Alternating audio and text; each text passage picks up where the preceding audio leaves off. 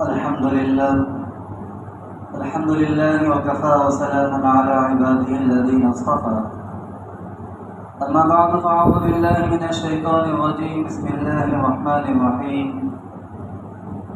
يا أيها الذين آمنوا اتقوا الله حق تقاته ولا تموتن إلا وأنتم مسلمون. وأما الأحاديث عن النبي صلى الله عليه وسلم قال: الإيمان بضع وسبعون شعبة فأفضلها قول لا إله إلا الله وأدناها إماطة الأذى عن الطريق والحياء شعبة من الإيمان أو كما قال عليه الصلاة والتسليم. عزیز دوستو،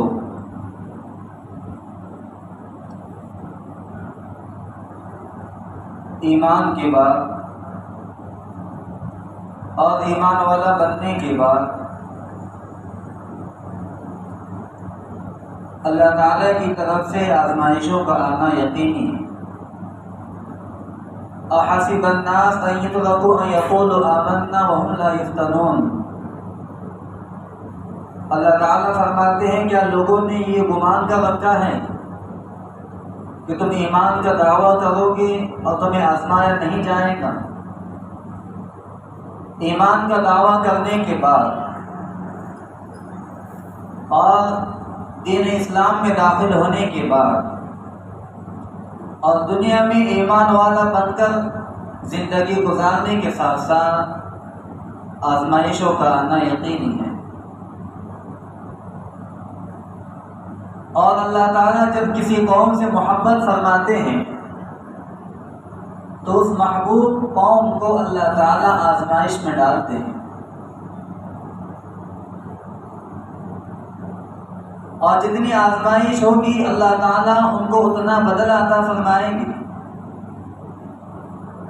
حدیث میں آتا ہے ان عظم الجزاء مع عظم البلاء.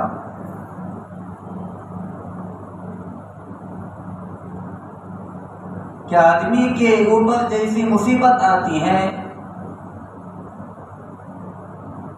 تو مصیبت کے وقت اللہ تعالیٰ اسے اور ان کو بدلہ عطا فرماتے ہیں.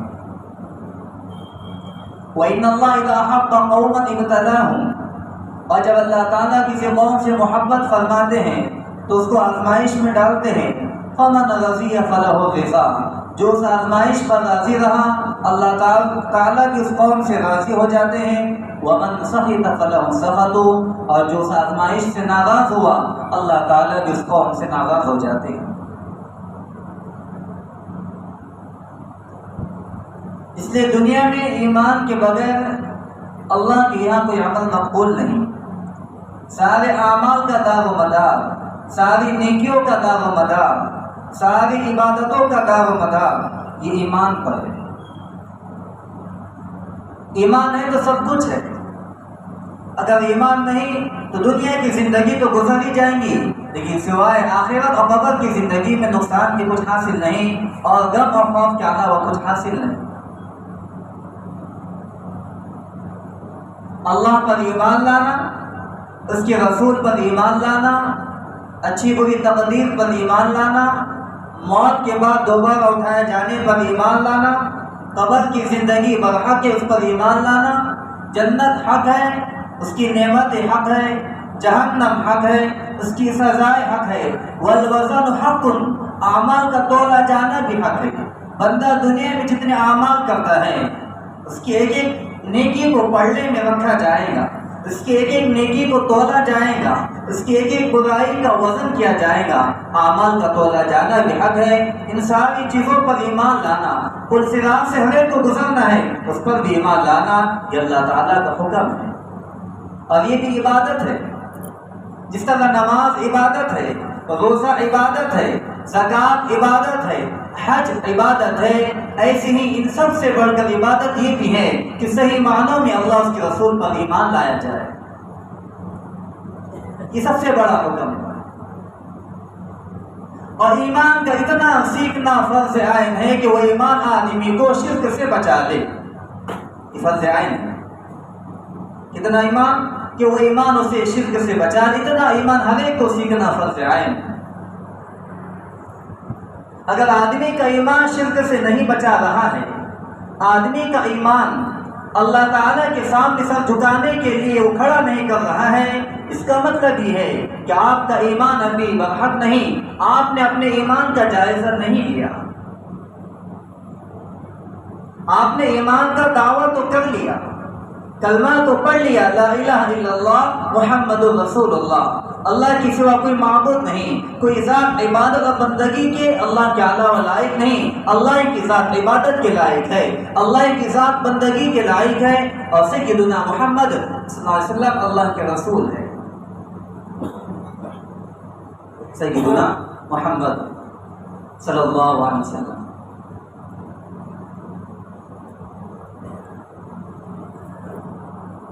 اس لیے اعمال پر اجر کا ملنا، نمبر 2 اعمال پر استقامت، نمبر 3 اعمال میں اخلاص، اور نمبر 4 اعمال پر کامیابی کا ملنا، یہ چاروں چیزیں ایمان کے بغیر معتبر نہیں، یہ چاروں چیزیں ایمان کے بغیر معتبر نہیں۔ ایمان کے بعد اعمال قبول ہوں گے، ایمان کے بعد اعمال پر اجر ملے گا، ایمان کے بعد آپ دین پر جم رہے ہو، عبادتوں پر جم رہے ہو، دین کی محنت پر استقامت ہے، دین کی محنت پر آپ جم رہے ہو ایمان کے بعد، اور اخلاص، آپ ہر عمل چاہے وہ نیک عمل چھوٹا ہو یا بڑا ہو اللہ کے لیے کر رہے ہیں ایمان کے ساتھ، تو اللہ تعالیٰ کیا معتبر ہے، اللہ کو مقبول ہے۔ اس لیے ہماری زندگیوں سے ایمان کی دعوت نکل گئی، ایمان کا دعویٰ پیدا ہو گیا۔ دعویٰ تو ہر ایک کرتا ہے ایمان کا، شرک کرنے والا وہ بھی ایمان کا دعویٰ کر رہا ہے، مخلوق کے سامنے جھکنے والا وہ بھی ایمان کا دعویٰ کر رہا ہے،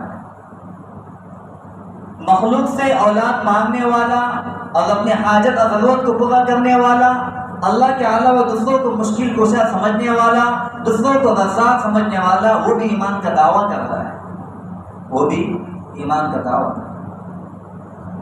تو ایمان کا دعویٰ تو ہر ایک کے پاس ہے، لیکن اس کی دعوت، ایمان کی دعوت ایمان کی حقیقت کے ساتھ ہو، نماز کی دعوت لوگوں کو نماز کی حقیقت کے ساتھ ہو،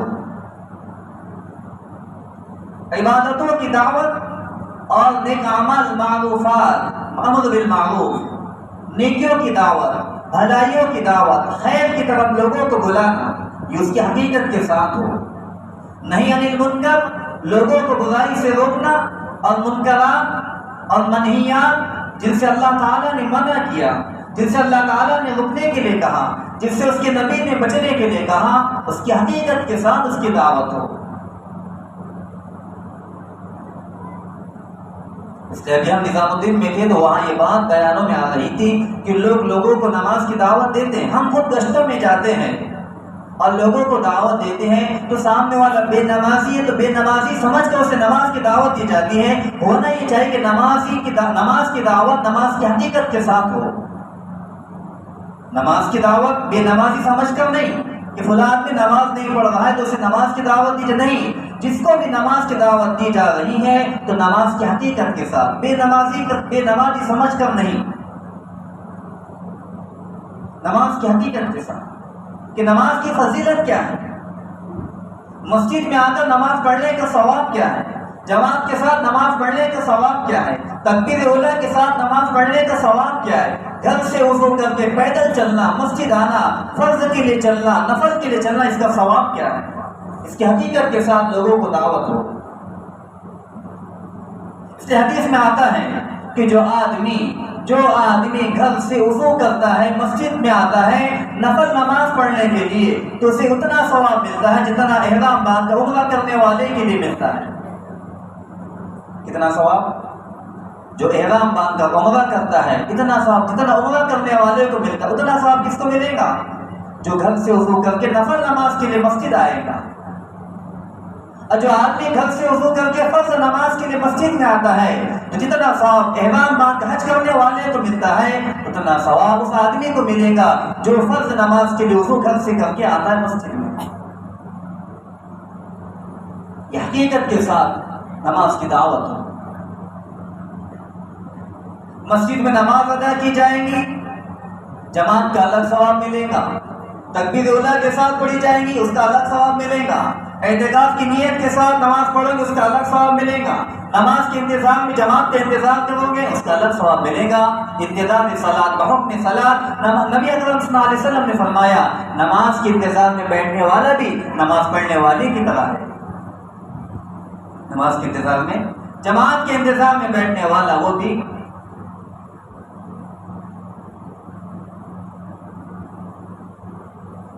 اس لیے لوگوں کو جس عمل کی بھی دعوت ہو تو بغیر عمل والا سمجھ کر نہیں، اس عمل کی حقیقت کے ساتھ، اس عمل کی حقیقت کے ساتھ. نماز پڑھنے پر وعید کیا ہے، کیا سزائیں ملیں گی؟ اگر آدمی کی نماز اس کو برائی سے نہیں روک رہی تو اس کو بتلانا ہے کہ آپ کی نماز اگر برائی سے نہیں روک رہی ہے تو یہی نماز آپ کو اللہ سے دور کر دے گی. یہی نماز آپ کو اللہ سے دور کر دے گی. نماز کو صحیح طرح نہیں پڑھو گے، قیام صحیح طرح نہیں کیا جائے گا، ناف کے نیچے ہاتھ صحیح طرح نہیں باندھے جائیں گے، رکوع میں دونوں ہاتھوں کو گھٹنوں پر کھولے رکھنا ہے، مضبوطی سے پکڑنا ہے اس طرح. سجدے میں انگلیوں کو ملانا ہے.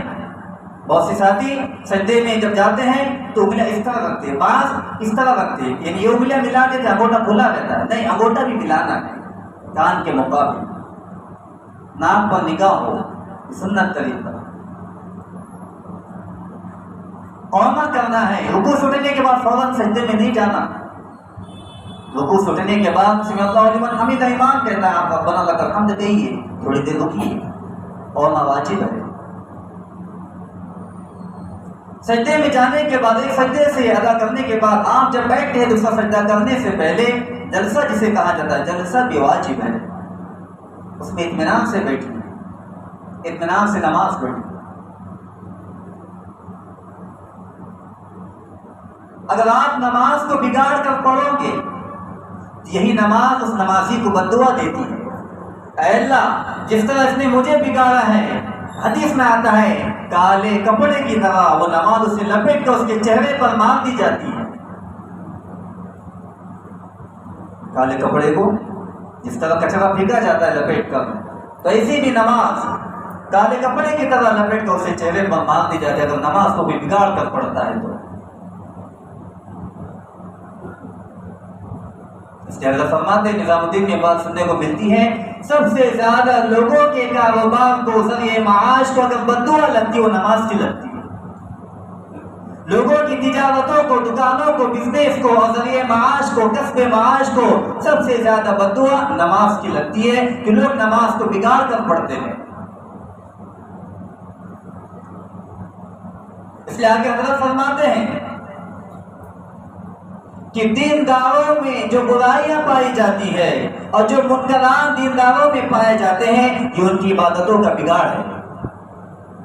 یہ ان کی عبادتوں کا بگاڑ. کیا آدمی دیندار ہے پھر بھی برائیاں زندگی میں ہے، زندگی میں گناہ ہے، زندگی میں اللہ کی نافرمانی ہے. کیوں؟ کہ انہوں نے عبادتوں کو بگاڑا. اور عبادتوں میں دل کا نہ لگنا، مسجد میں دل کا نہ لگنا، مسجد میں جی نہ لگنا، یہ بدنگاہی کی وجہ سے ہوتا ہے. نگاہوں کی خرابی کی وجہ سے آدمی کا تلاوت میں، عبادت میں، نماز میں، مسجد میں دل نہیں لگتا.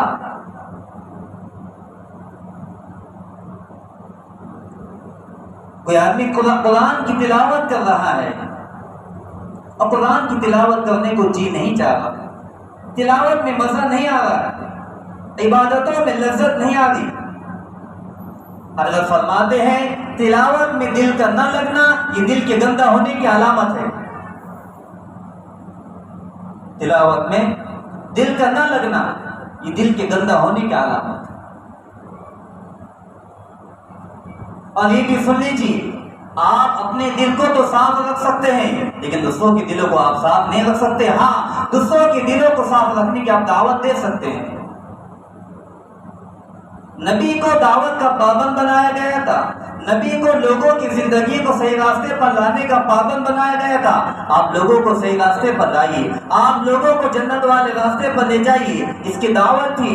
لیکن آپ کسی کو صحیح نمازی بنا نہیں سکتے۔ دعوت دینا آپ کے ہاتھ میں ہے، ہدایت اللہ کے ہاتھ میں ہے، ہدایت اللہ کے ہاتھ میں۔ آپ اپنا دل اور اپنی زندگی صاف رکھنے کا آپ کو اختیار ہے، دوسروں کی زندگی کو صحیح بنانے کا آپ کے اختیار میں نہیں، آپ کے اختیار میں دوسروں کی زندگی کو سدھارنے کی دعوت ہے۔ سے نماز پوری حقیقت کے ساتھ، نماز پوری حقیقت کے ساتھ۔ جو لوگ روزی کی تنگی کی شکایت کرتے ہیں وہ اپنی عبادتوں کا، نمازوں کا جائزہ لیں کہ میری زندگی میں فرض نماز کتنی ہے۔ لیکن آج امت کا رونا یہ ہے کہ امت فرائض کو چھوڑ کر وظائف کے پیچھے پڑتی ہے، امت فرائض کو چھوڑ کر وظائف۔ ایک شخص آیا کہ دھاگہ دیجیے، تو میں نے کہا فجر کی نماز پڑھے؟ نہیں، فجر کی نماز نہیں، لیکن دھاگے پر یقین، پانی پر یقین۔ وہ تو ثابت ہے صحابہ سے، لیکن تاثیر کب پیدا ہوگی؟ جب آدمی فرائض کی پابندی کرے گا۔ آپ فرض نماز چھوڑ کر اللہ سے دعا مانگیں گے تو کیا وہ دعا قبول ہوگی؟ آپ اللہ کی نافرمانی کر اللہ سے پریشانی دور کرنے کی دعا مانگیں گے، نمازوں کو چھوڑ کر دعا مانگیں گے کہ ہماری خدا پریشانی دور ہو جائے، کیسے دور ہوگی؟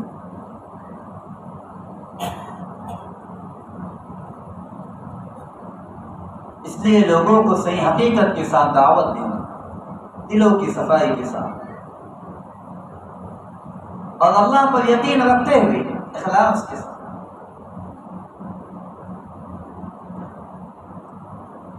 اس نے فرمایا آپ لوگوں کو دعوت بھی دے رہے ہو تو پہلے اپنی ذات کو سامنے رکھ کر، پہلے اپنی ذات کو سامنے رکھ۔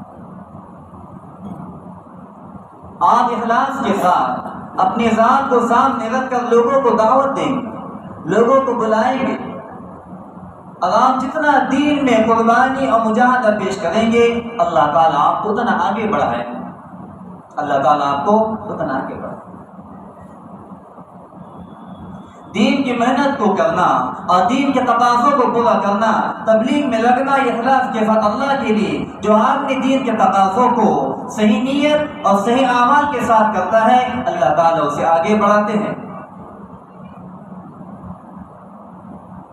اللہ کے یہاں آگے بڑھانے کا معیار عمر نہیں ہے، کسی کی عمر زیادہ وہ دین میں آگے بڑھے گا اور کسی کی عمر کم ہے وہ دین میں پیچھے رہے گا، نہیں، ایسا نہیں۔ جو آدمی دین کے تقاضوں کو اللہ کے لیے پورا کرتا ہے اللہ تعالیٰ اس کی نیت اور اس کی طلب کو اسے آگے بڑھاتے ہیں، اس کی نیت اور طلب کو آگے بڑھاتے ہیں۔ اس کے حضرت فرماتے ہیں کہ دین کی محنت کو کرنا اور دین کے تقاضوں کو پورا کرنا اور دین کے تقاضوں کو پورا کرنے کے لیے لوگوں کا انتخاب بھی اللہ کی طرف سے ہوتا ہے۔ آپ دین کی محنت میں لگے ہیں، آپ آگے بڑھ رہے ہیں تو گلہ شکوہ ہوتا ہے، ناگواریاں سامنے آتی ہیں، فلاں ساتھی کی عمر تو بہت کم ہے، وہ آگے کیوں بڑھ رہا، اسے آگے کیوں بڑھایا جائے؟ نہیں، اسے آگے نہیں بڑھایا جائے، اس کی قربانی، اس کی نیت، اس کا عمل اسے آگے بڑھانا ہے۔ اور اللہ کو قدرت حاصل ہے کہ جن کے دلوں میں آگے بڑھانے کی ایک طلب فکر پیدا کر رہا ہے، انہی کے دلوں میں پیچھے کرنے کی فکر پیدا کر سکتا ہے۔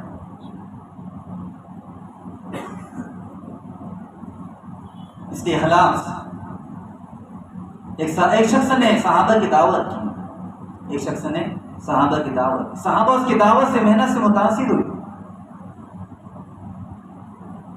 ایک شخص نے صحابہ کی دعوت کی، صحابہ اس کی دعوت سے محنت سے متاثر ہوئی، کہنے لگے یا رسول اللہ فلاں ساتھی نے بہت محنت کی، بہت جان لگائی۔ تو اللہ کے نبی نے کیا جواب دیا؟ میں تو اسے جہنم میں دیکھ رہا ہوں۔ آگے فرمایا اس آدمی نے مال غنیمت سے کرتا چرایا ہے۔ تو ظاہر میں آدمی محنت کرتا ہے لیکن پھر بھی پیچھے رہتا ہے، کیوں؟ ایک غیبی نظام. نبی سے زیادہ غیبی نظام کو دیکھنے والا سمجھنے والا بھلا کون ہو سکتا ہے؟ نبی سے زیادہ غیبی نظام کو دیکھنے والا سمجھنے والا کون ہو سکتا ہے؟ لیکن اللہ کے نبی نے جن صحابی کو وحی لکھنے پر مامور کیا تھا کہ آپ کی ذمہ داری وحی لکھنے کی ہے،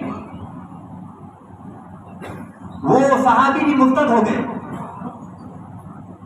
وہ صحابی بھی مرتد ہو گئے، ارتداد کی شکار. کیا مطلب؟ کہ آدمی دین کی محنت میں اگر 30 سال 40 سال بھی لگا رہا ہے، اگر وہ اللہ کے لیے نہیں لگا، اس 30 سال 40 سال لگنے کے بعد وہ کام سے ہٹا دیا جائے گا کہ اس کے اندر اخلاص نہیں. اس کے اندر آپ دیکھتے ہیں فلاں ساتھی واقعات پیش آتے ہیں کہ 30 سال 40 سال لگا دی، پھر کام سے ہٹ گئے. کیوں؟ اللہ کے لیے نہیں لگے گے. لوگوں کو دیکھ کر کام میں نہیں لگنا، لوگوں کو دیکھ کر دین کی محنت نہیں کرنا. اللہ کے لیے آپ لوگوں کو دیکھ کر خدا شخص کو دیکھ کر کام کریں گے، وہ شخص نہیں رہے گا تو کیا کام چھوڑ دیا جائے گا؟